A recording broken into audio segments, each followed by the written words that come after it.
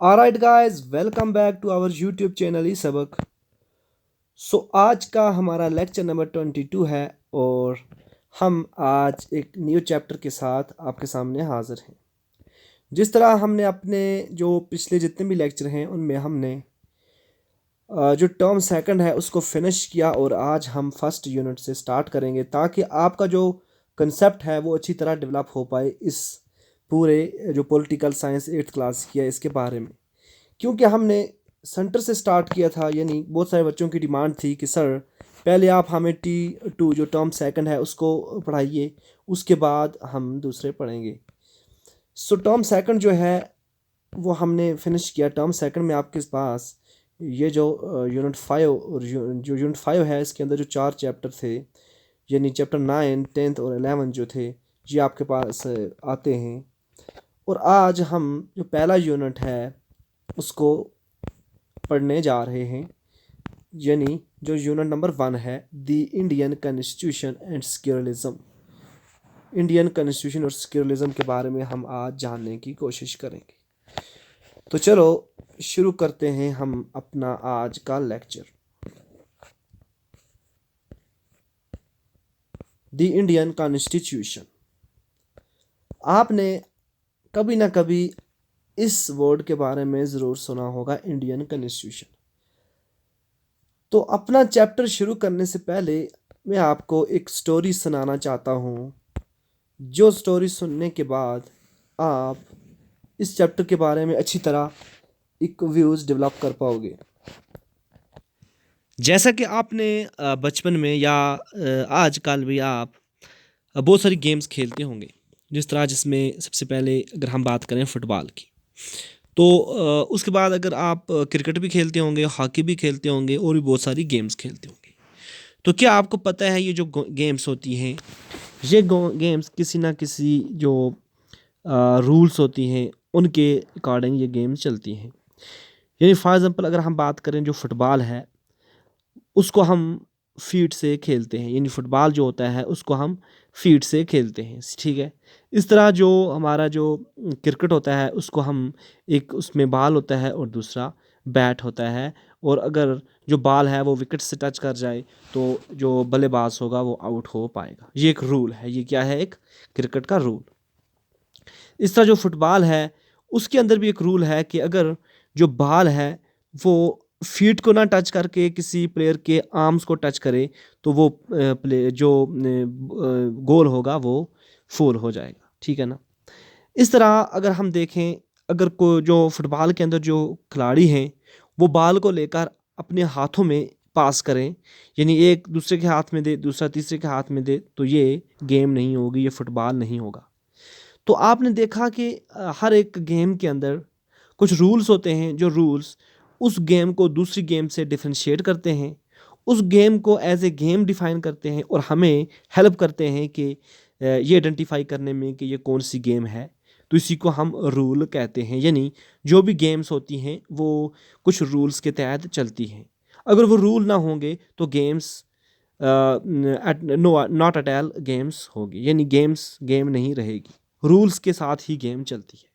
Similarly अगर हम अपनी सोसाइटी की बात करें तो हमारी जो सोसाइटी है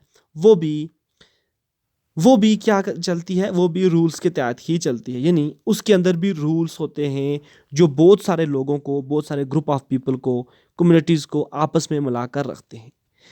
तो हम कह सकते हैं ये जिस तरह वो जो गेम्स के अंदर जो रूल्स थे वो उसके कंस्टिट्यूटिव पार्ट्स थे, इस तरह जो यहाँ पर सोसाइटी के अंदर जो रूल्स हैं ये भी कंस्टिट्यूटिव पार्ट्स होते हैं, कंस्टिट्यूटिव रूल्स होते हैं।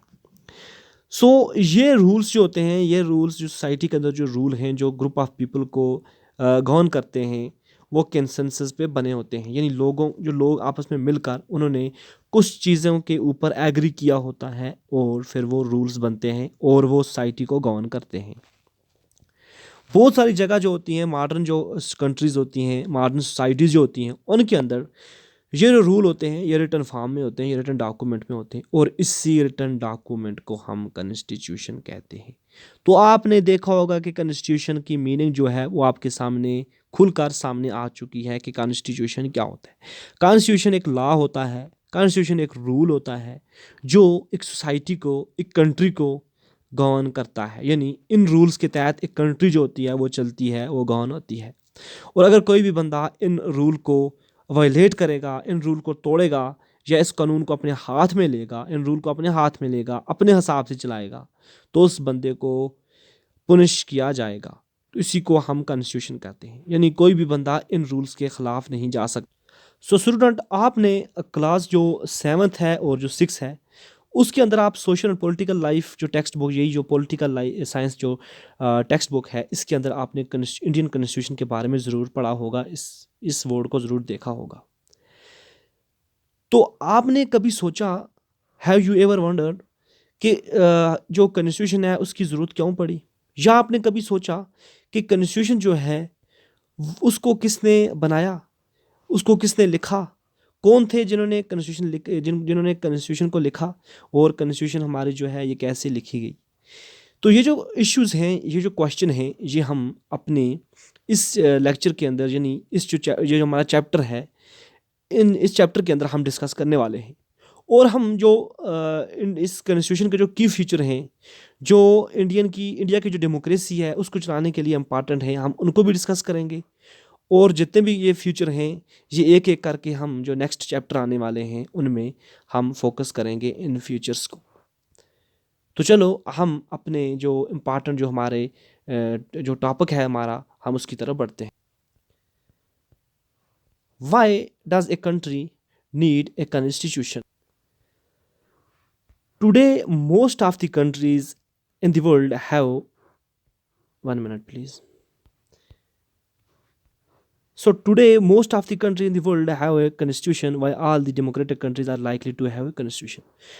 आजकल जितनी भी कंट्रीज़ दुनिया के अंदर हैं उनके पास कॉन्स्टिट्यूशन है, और जितनी भी डेमोक्रेटिक कंट्रीज़ जो हैं उनके पास कॉन्स्टिट्यूशन अगर नहीं है तो वो कॉन्स्टिट्यूशन को अडॉप्ट करने वाले हैं, क्योंकि ये जो डेमोक्रेटिक कंट्रीज़ हैं ये कहीं ना कहीं न्यूली इंडिपेंडेंट होंगी।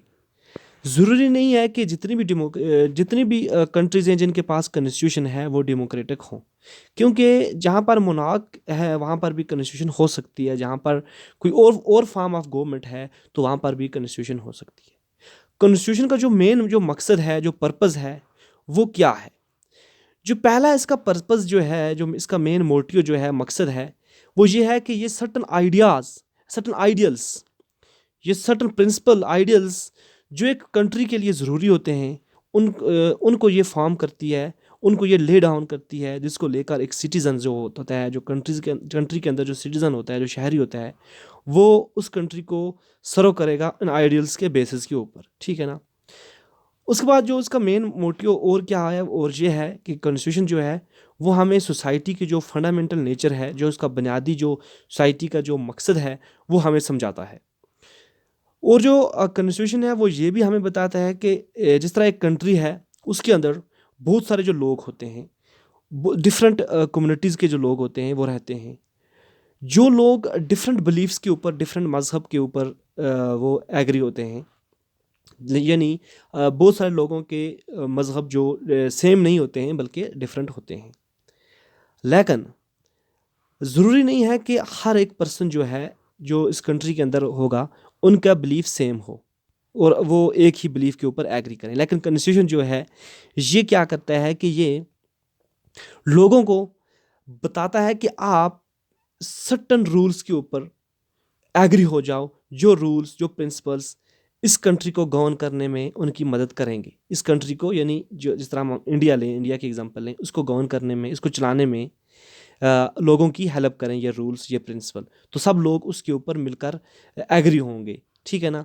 इसी को हम कॉन्स्टिट्यूशन का पर्पज़ कहेंगे, कॉन्स्टिट्यूशन का गोल कहेंगे। और इसके अंदर ये भी आएगा कि टाइप ऑफ गवर्नमेंट क्या होगी, यानी जो लोग होंगे वो टाइप ऑफ गवर्नमेंट, यानी गवर्नमेंट के बहुत सारे टाइप होते हैं, जिस तरह डेमोक्रेसी होती है, अच्छा कम्युनिज्म होता है, इस तरह हमारे पास मोनार्क होता है। तो लोग किस चीज़ के ऊपर एग्री करेंगे? तो जिस तरह हमारे इंडिया है, इंडिया के अंदर डेमोक्रेसी है, ठीक है ना। अब डेमोक्रेसी जो है इसके ऊपर बहुत सारे लोग जो हैं उन्होंने एग्री किया हुआ है, जितने भी लोग हैं इंडिया के अंदर उन्होंने इस चीज़ के ऊपर, यानी डेमोक्रेसी के ऊपर एग्री किया हुआ है। ये एक प्रिंसिपल बन गया है, ये एक फंडामेंटल जो प्रिंसिपल है हमारी इंडिया की कॉन्स्टिट्यूशन का, वो बन गया है डेमोक्रेसी। और सब लोग इस पर इस पर एग्री हैं। सो हम अब यहाँ पर देखते हैं कि आगे क्या है हमारे इस चैप्टर के अंदर। Let us try and understand what we mean by this through two contrasting situation in the recent history of Nepal. तो यहाँ पर हम नेपाल की हिस्ट्री से दो चीज़ें हम यहाँ पर समझने वाले हैं कि हमारा क्या मकसद है कॉन्स्टिट्यूशन से, यानी कॉन्स्टिट्यूशन क्यों इम्पॉर्टेंट है हमारे लिए, और कॉन्स्टिट्यूशन जो है ये क्यों ज़रूरी है, और किस तरह ये लोगों के जो आइडियल्स होते हैं उनको रिफ्लेक्ट करती है। सो अगर हम देखें कि नेपाल जो है ये दोनों साइड से इंडिया के साथ बॉर्डर है, यानी इंडिया के साथ इसकी बॉर्डर है दोनों, बल्कि तीनों साइड से, यहाँ से भी, यहाँ से भी और यहाँ से भी इंडिया के साथ इसकी बॉर्डर है। तो रिसेंटली क्या हुआ कि नेपाल के अंदर एक कॉन्स्टिट्यूशन अडॉप्ट हुई 1990 के अंदर, जिस कॉन्स्टिट्यूशन में ये बताया गया कि जो किंग है, जो बादशाह है वहाँ का, वो फाइनल अथॉरिटी है, यानी बादशाह जो है वो फाइनल अथॉरिटी है। अगर कोई भी काम होगा, कोई भी डिसीजन देगा वो बादशाह देगा, और जज जो होगा वो बादशाह ही होगा, यानी जो काम भी करेगा वो बादशाह करेगा, फाइनल अथॉरिटी है। ओके। सो उसके बाद क्या हुआ कि जो लोगों की एक मूवमेंट स्टार्ट हुई नेपाल के अंदर, जिसने सेवरल डिकेड्स तक लड़ा, यानी उसने प्रोटेस्ट किए, फाइट की, और फिर जाकर वहाँ पर डेमोक्रेसी इस्टेब्लिश हुई। यानी इस जो मूवमेंट्स थी लोगों की, इनका मेन जो मोटिव था, मकसद था, वो मोनार्की को, किंगशिप को ख़त्म करके डेमोक्रेसी को इस्टेब्लिश करना। और 2006 में, यानी 2006 के अंदर फाइनली जो किंग की पावर थी उसको लोगों की जो डिमांड थी डेमोक्रेसी, उसने सक्सीड किया और किंगशिप को ख़त्म किया। ओके। अब क्या होता है कि लोगों ने एक न्यू कॉन्स्टिट्यूशन यहाँ पर इस्टेब्लिश की, न्यू कॉन्स्टिट्यूशन को अडॉप्ट किया, और इस कॉन्स्टिट्यूशन के अंदर डेमोक्रेसी को एज ए फंडामेंटल प्रिंसिपल रखा। ठीक है ना, यानी डेमोक्रेसी के ऊपर इस कॉन्स्टिट्यूशन को अडॉप्ट किया गया और कंट्री के अंदर डेमोक्रेसी लाई गई। अच्छा, इसके पीछे रीज़न क्या था, वजह क्या थी, लोगों ने क्यों प्रीवियस कॉन्स्टिट्यूशन के साथ कंटिन्यू नहीं किया, प्रीवियस कॉन्स्टिट्यूशन के साथ वो क्यों नहीं चले और उसको क्यों उखाड़ फेंका? वो इसलिए कि क्योंकि प्रीवियस कॉन्स्टिट्यूशन जो थी, जो 1990 के अंदर अडॉप्ट की गई थी, उसके अंदर लोगों के जो आइडियल्स थे उसको रिफ्लेक्ट नहीं किया गया। आइडियल्स ऑफ द कंट्री जो थी वो लोगों की जो डिमांड थी उसको रिफ्लेक्ट नहीं करती थी। ठीक है ना। Constitution is because it did not reflect the ideals of the country, यानी कंट्री की जो आइडियल्स हैं उनको रिफ्लेक्ट नहीं करती थी, और लोग क्या चाहते हैं उसको रिफ्लेक्ट नहीं करती थी। इसलिए लोगों ने इसके लिए लड़ा और उन्होंने एक नई जो टाइप ऑफ गवर्नमेंट है, डेमोक्रेसी, उसको इस्टेब्लिश किया। तो इसलिए हमने समझा यहाँ पर कि कॉन्स्टिट्यूशन जो है वो किस तरह जो आइडियल्स होते हैं उनको रिफ्लेक्ट करती है, कंट्री की आइडियल्स जो हैं उनको रिफ्लेक्ट करती है। जिस तरह हम यहाँ पर देख सकते हैं कि जो फुटबॉल की गेम है, अगर इस गेम के अंदर जो रूल हैं, जो कॉन्स्टिट्यूटिव रूल हैं इसके, उनको हम चेंज कर दें तो पूरी की पूरी गेम ही चेंज हो जाएगी। इसी तरह जो नेपाल था उसके अंदर जो मोनार्की थी, वहाँ से नेपाल को डेमोक्रेटिक गवर्नमेंट की तरफ जो मूव किया गया, तो उसके लिए पूरे के पूरे जो कॉन्स्टिट्यूटिव रूल्स थे उनको सोसाइटी के अंदर जो कॉन्स्टिट्यूटिव रूल्स उस वक्त जो अडॉप्ट किए गए थे उनको चेंज करने की ज़रूरत थी, और वो किया गया। और 2015 के अंदर लोगों ने जो नेपाल के अंदर जो प्रीवियस कॉन्स्टिट्यूशन थी उसको उखाड़ फेंक कर लोगों ने नई कॉन्स्टिट्यूशन यहाँ पर अडॉप्ट की गई।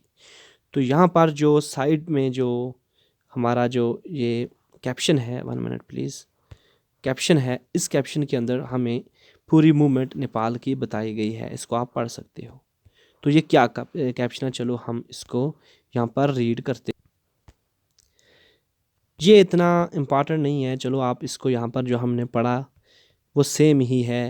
यहाँ पर इतना ही बताया गया है कि नेपाल के अंदर जो किस तरह जो मूवमेंट चली थी, फिर जो लोगों ने प्रोटेस्ट किए किंगशिप के ख़िलाफ़, और 2002 के अंदर जो किंग गयाद्रा है, इसका नाम कुछ ऐसा है, नेपाली नेम है, तो वहाँ पर अपराइजिंग हुई, मोस्ट अपराइजिंग कंट्री साइड के अंदर, यानी जो आउटसाइड जो सिटी जो थे वहाँ पर। तो इस तरह वहाँ पर फिर तो तख्ता उल्टा गया और 2006 के अंदर लोगों को वहाँ पर फतह मिली।